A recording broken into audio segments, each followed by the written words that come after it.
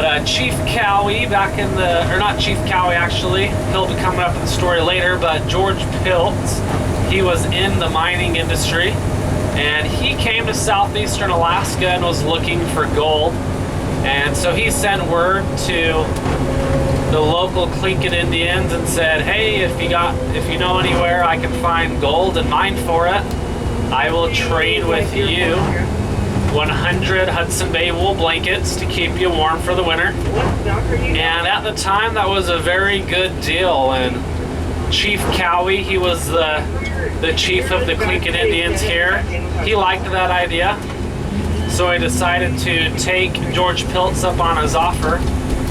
And so he got in contact with him, and George Piltz sent two guys, one by the name of Joe Juneau and the other Richard Harris, sent them down to this area and took them to a place called Gold Creek.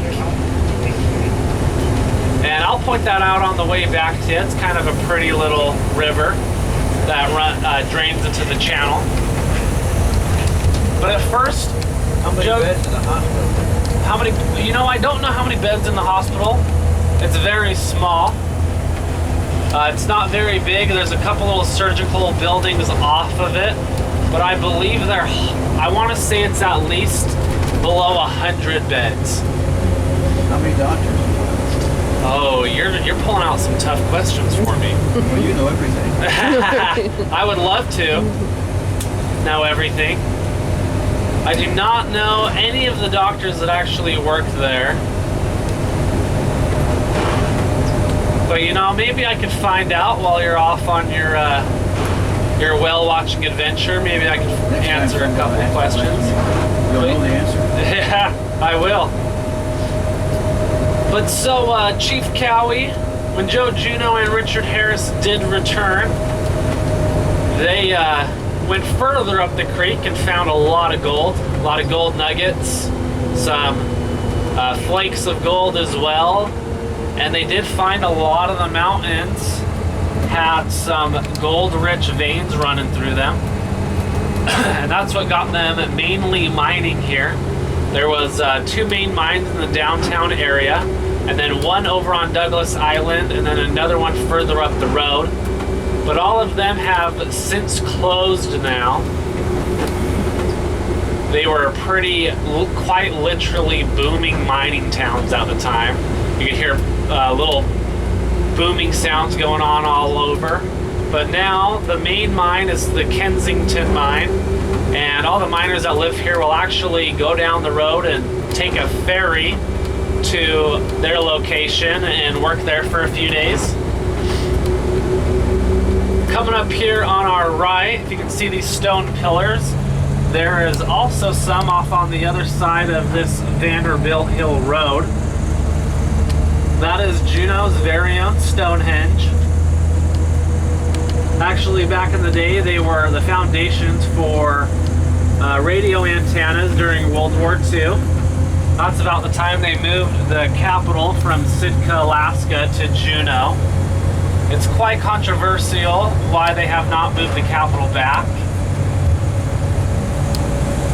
Mainly because we have so many big capital and government buildings here that they'd kind of go to waste if they did move it.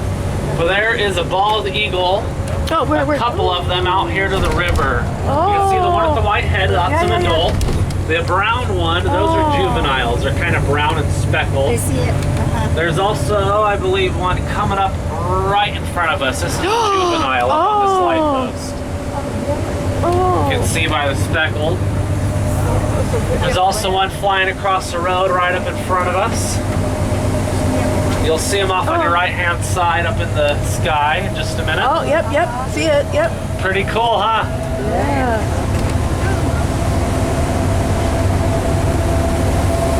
Where are all these people going? I thought it'd be very sparse. We do have, so like I said, we do have anywhere from 32 to 33,000 people. Most families here own at least 2 cars. And right now, I'd imagine some people are getting off work, so they're heading home for the day. But coming up here, this is the valley. I'll point down the street I live on. But this is where about 2/3 the population of Juneau live. And we live up here because it is a little more flat and spacious. We're not as cramped along the mountainside as downtown is. But also, we get about half the amount of rain downtown does, usually. I know it's raining right now. But it tends to be quite nicer up here. We also get to live below the glacier. And we get some more wildlife that will come closer into town. Do the citizens still get a check from the government? They do. Yep, they still get a... How much is that? It's usually between $800 and $1,000 a year. So if you're a citizen here, or a resident, you'll get a check from the government to live up here. It's usually about $800 to $1,000 a year. Usually each member of the family gets one. Even little kids? Even kids, yep. I do have some cousins that grew up here in Alaska. And one of my cousins, she was pretty smart. She saved up all of her money. And I think she had close to about $10,000 to $12,000. And she saved all that money up and decided she was going to buy her a car when she came of age to get her driver's license up here. It was a good move on her own, by herself. Fred Meyer built a big building. Yep, that is a big Fred Meyer's. We've got a few decent shopping areas up here.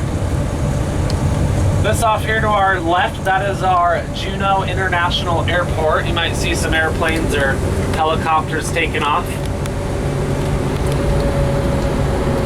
But I got a funny story about the airport over there. About a couple years ago, Alaska Airlines, which is one of the major airliners that fly in here, as well as Delta Airlines, they started flying in a couple years ago. But Alaska Airlines, they had an airplane that was taken off down the runway that collided with a salmon. Yeah, can you believe that? How's that possible? Do you have any guess? No. Eagle dropped it. Good job. Oh. He's got the answer. An eagle dropped it. And Eagle, I imagine, decided he was going to fly a nice, juicy, delicious salmon back home for dinner for his wife and kids. So he plucked it up out of the channel or a river. But you know, that eagle, I guess, liked shortcuts. However, he took the wrong one that day. He flew in front of the runway, and I imagine he was pretty scared, dropped that salmon in a hurry to fly out of the way, losing his dinner. And that salmon landed right in the middle of the windshield. But I can assure you, the airplane and all of its passengers were okay. They took off without a problem. The window is thick enough. Salmon just kind of slid off it. And they took off without a problem. The eagle was okay, but the salmon was not. Can't imagine he lived through the eagle getting a hold of him. But shortly after that, that story spread throughout all of Alaska, as well as some of the lower 48s.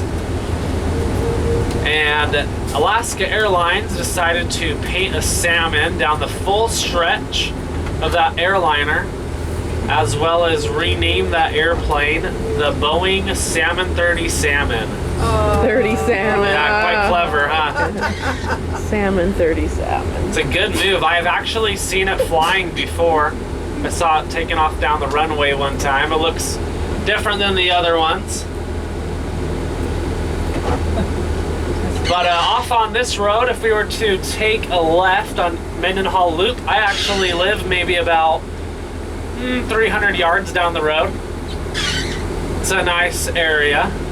And between, I know there's a lot of trees and whatnot, but there'll be neighborhoods and houses and a little forest and then another neighborhood and whatnot. It's pretty cool. So we going there for dinner? What's that? We going to your place For My dinner? place for dinner? Oh, maybe. They said you're a good cook. They said I was a good cook. I usually like to keep that on the down low.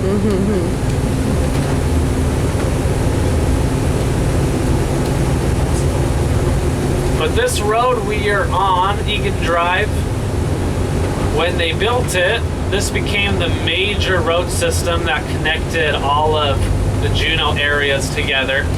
So anyone who lives out the road, Auk Bay, the Valley, Lemon Creek, downtown, and even to Douglas Island, they all have to take this road to get pretty much anywhere.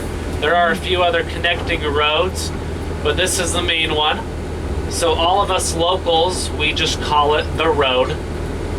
Keep it simple. But if we were to keep driving down this road, go past Auk Bay, and go past the whale watching place, we would actually come to an end of the road that says this is the end. Just a minute. Alan Marine 7863. This is the end of the road. Past Fred Myers.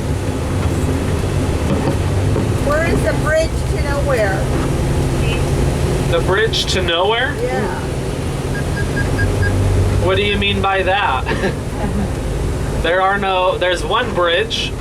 Well, there's actually two. One Brotherhood Bridge coming up right here. And there is the Douglas Bridge. And I'll point that out on the way back. You can get a better view heading the other direction.